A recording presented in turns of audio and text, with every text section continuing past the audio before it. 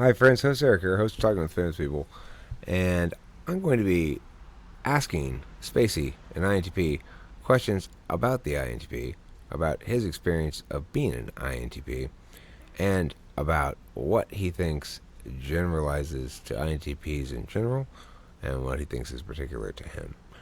So let's begin with some basic questions. As an INTP, you probably spend a lot of time musing about things. What do you think you do more? Muse, ponder, or pontificate? Let me consult my dictionary.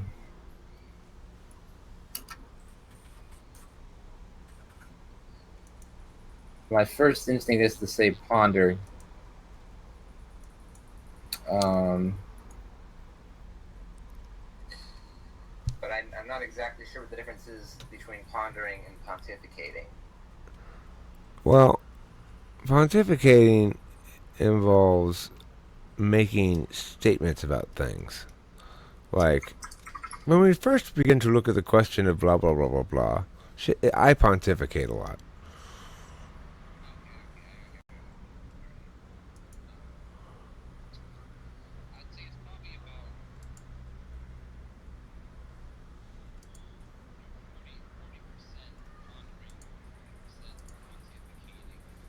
Percent musing. Okay, well, those are good And I think percentages. that probably varies among other INTPs. Okay, Like my stepbrother is quite the pontificator. okay. It's pretty impressive. How much time do you spend feeling the emotional valuing experience, namely introverted feeling? Like, how much time do you sit there going, "Oh, I really love my cat," or whatever? Basically never. Okay. Do you feel shared giddiness, for example, when watching the celebratory emotions of others? Uh, no, not really. I mean, if I'm part of the general giddiness, sometimes I can kind of catch that buzz from the people around me. But if I'm just like observing others, then I won't like share in that phenomenon. My wallet? It is. Um, Here. Okay, so how much do you concern yourself with matters of the perceptions of others? With the fourth slot, extroverted feeling, one would anticipate that you seek another person to attend to that matter for you. But how much does that resonate with your personal experience? Um, well, this is one of those things where I would say INTPs in general should um, probably do that. Um, I personally have a tendency to not get other people to help me when I should, and actually try and fail on my own. Let's say you have a situation, I don't know, like this, where you're being interviewed on Talking with Famous People. How are you going to evaluate your performance later when you watch the video to decide if you did a good job being an interviewee? Um, I'm not going to do any of that. Okay, so you're telling me that upon the completion of making this video, you will simply never think of it again. Pretty much. But is that true? Well, I may think about it here and there, but I won't like evaluate my performance or go back and watch it. Uh, Well, I'm imagining now that you've heard me ask about this question of your performance evaluation, that afterwards you will engage in performance evaluation, and you'll probably think of this video often as you link it in the future to other instances when you have the opportunity to evaluate a performance. And every time you hear the word performance evaluation or performance evaluation, you're sure to think of making this video and the INTP's unique relationship with evaluating performances. So, given all that, how do you suppose you'll evaluate your performance? You lost me. Let's say I tasked you in a game show. I'm the host of a game show, and I task Poppy, can you mute yourself? Um, and I task you with doing exactly that, watching an old video of yourself from some point, maybe not Oh, this one, and you're supposed to evaluate your own performance. If you do a good job, you get a game show prize, perhaps a dinette set. If you do a poor job, they'll take your dinette set away, the one you currently have. so you're asking me how I would go about evaluating myself. Yes, if tasked to self-evaluate the performance uh, of yourself in a video that you did with me or without me Well, or whatever, how would you go about critiquing it? well, I would If you first needed have more to. specific than this video. Okay, I would have to basically categorize exactly what it was that I'm doing. So, in this case, it would be, I don't know, you could call it an interview or what have you, but basically have to find the right word for it. And then I have to research what the proper metric is to evaluate how I've classified it, and then use those metrics the best that I can while looking over the video. I guess be like, oh, it says you're supposed to do this, but I didn't really do that. Okay, so why is it Or so difficult to get INTPs to answer questions like that? um, because we don't want to evaluate. We don't have any evaluatory metrics here. At least I don't. Like, I don't know what metric I would use, what qualifier I would use to determine whether I did well or poorly. Or, I mean, there are some things I might be able to come up with, like, you weren't on cam, or when you were on cam, you did this weird thing, or I don't know. Just little things might stick out to me, where Okay, it's like, oh, so let's say you were. Are you likely to critique only on the FE grounds, assuming that the TI grounds are going to be sound enough, and or are you likely to feel accomplishment on some sort of ideation grounds and feel critiquable on FE grounds or some other permutation? I would guess I would probably, like you said, assume that things were probably fine on TI grounds. Like, I wouldn't really. Like, here's the thing: I could start nitpicking about how I said things, or whether that was the right thing to say, or whether I articulated that well enough. But once I start that process, it doesn't end. So I avoid doing that. Leave the TI alone.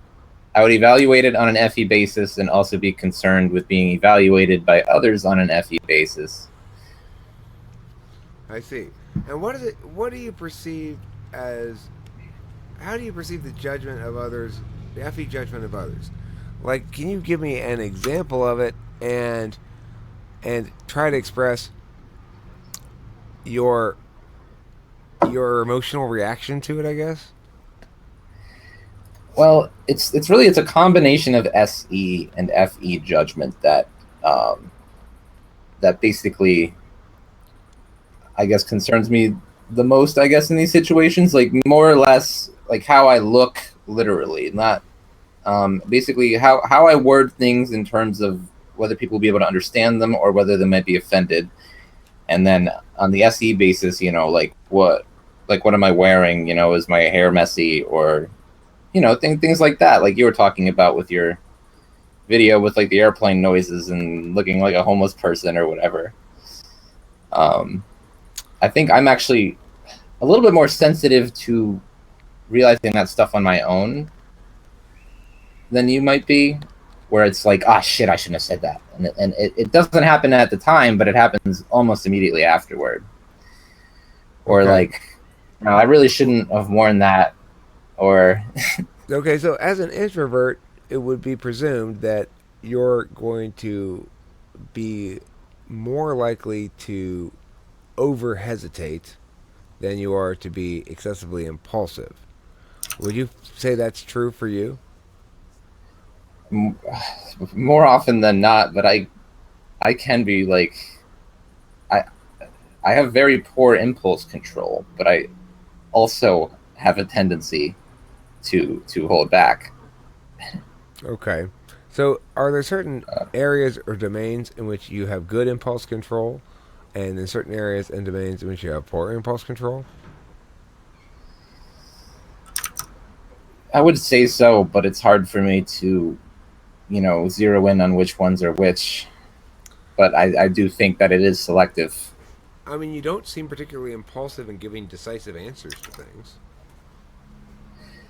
No, if I'm thinking about the right word, it's like a game almost. It's something that you can focus on. Um, other times like when it's like, am I gonna have another drink? Sure. That's like kind of when I'm impulsive. So Oh, if I'm yeah. trying to consider how other people are understanding me, I guess You are is when it basically SE. when I start interfacing with the other world in a meaningful way. I guess So is you're when I would SE. So you're. not be impulsive. So are you SE impulsive but NE constrained by TI more? Because my experience with INTPs is even though they have an action function as a tool function, namely extroverted intuition, even though it is the metaphysical action function and the possibilities function, all that stuff, they aren't metaphysically reckless at all. They may occasionally be physically reckless, just because I think all NTs with that NE SI thing going on, probably all alpha quadra even, can express that axis in self-indulgent ways. So, where I was going with that is, you Well, I do you agree that you're I do not think you're metaphysically impulsive? no, I do agree with what you said actually that metaphysically we're very very particular, Very and particular. physically we can be pretty reckless sometimes. I've described you guys Yeah. as being like water. It is frustrating to debate against a trained INTP or somebody who knows what they're doing. Like when I debated against Kimball, Yes, it was yes, we're like like the kung fu debating man. water. We move like water. Yeah. It was just like debating water. You couldn't fucking pin her down on shit, and and she'd do this thing where she'd be like, "Well, we don't know those details, but we do know this conclusion because of these other details compared to these other details make it so." And I go, "What?" I mean, it's. I feel like I try harder than most INTPs to come to a common understanding with who I'm speaking to, because you have to be approaching those things from the same frame of reference, basically, or else you'll just be talking in circles. Um, So would you say most INTPs are not particularly adversarial in the way that ENTPs are? yeah, I would say that, but the way they're adversarial is on a purely intellectual level. Basically, is there's a certain, and I think this is the root of the problem where you're talking about, where it's like debating water, is because they will become water in order to avoid being wrong. Um, Well, and when they're very occupied with avoiding being wrong, I think that is, it's like a neurosis basically. It's not healthy INTP behavior, but it's something that they can be prone to. okay, I want to just step in Um, here and speak my opinion about the so-called health or non-health of it. when I'm talking about debate techniques that Kimball used, she was using them and I was using them as we were both professional debate coaches and accustomed to adversarial rhetoric as a means of talking to people, talking to each other. We had people watching us would think we were fighting a lot of times potentially, but we weren't. We were having a great time talking. Regardless, the point is, so I'm not. I don't think there's a good reason to disparage the water technique when it's effective as an argumentation strategy, and it does allow a certain So kind of carefully what I balanced mean is, oh, I'm sorry. precision. Go on. It does allow a certain kind of carefully balanced Uh, precision that that is at the same time precise and completely washed out. So yes. I'm not dissing it at all. I think it's great. I just am saying the other thing is INTPs tend to expect the other person to be like water too. So for example, Susie gets frustrated with me because I make bold claims Yeah. and won't back down from them. Yeah. I mean, but that's what I mean is the like you said. I didn't I guess quite know what you meant by water, but in terms of finding the middle road to things and how water will settle, with gravity down the path of least resistance or whatever, and kind of spill into a neat little, you know, uh, metaphysically precise crack that kind of loses all meaning in the process. Like you said, kind of getting washed out to the point where it doesn't really apply directly to reality. Um, but it does have its uses. I would say that INTPs who excessively constrain their NE with their TI do it out of fear on some Hmm. level. Okay, last question before I gotta go in and start the bathing rituals that precede bed. It's SI town around here, So that's the last question is going to be about the thing I'm most genuinely curious about INTPs. The thing I don't feel I quite understand at all well for both INTPs and INFPs, which is that third slot SI. I know how SI manifests in the fourth slot. I get how it manifests in the first slot. I know it manifests in the second slot because I was married to one for a long time, and my mom is one, and Kimberly's one.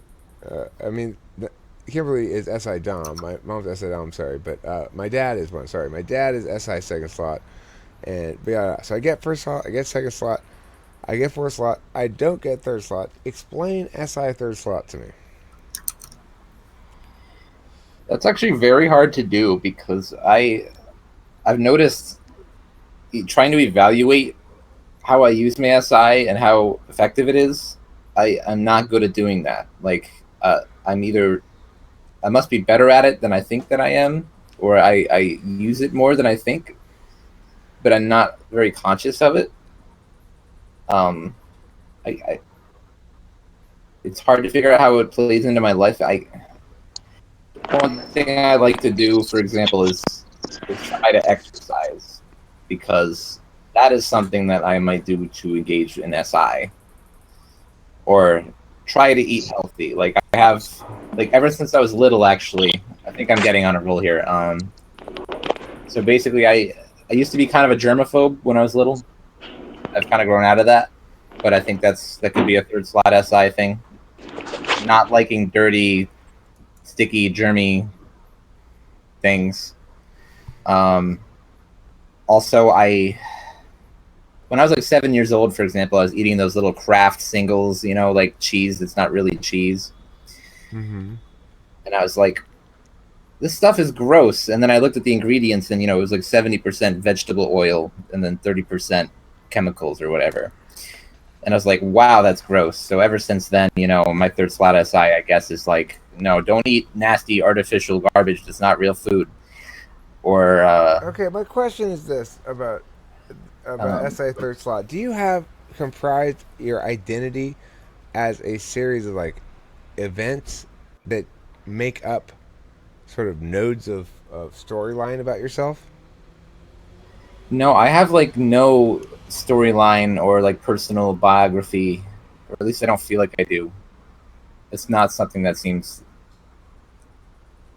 important or anything that I keep track of. Okay, well, Spacey, this has been super interesting. I like the format. It's been a really good video, I think. I'm going to put it up for sure. Yeah. And thank you for participating. And I would chill and chat longer, but I'd rather go do my pre bed bathing rituals. So, good Get out of night, here, Eric. and don't forget to eat plenty of cheese.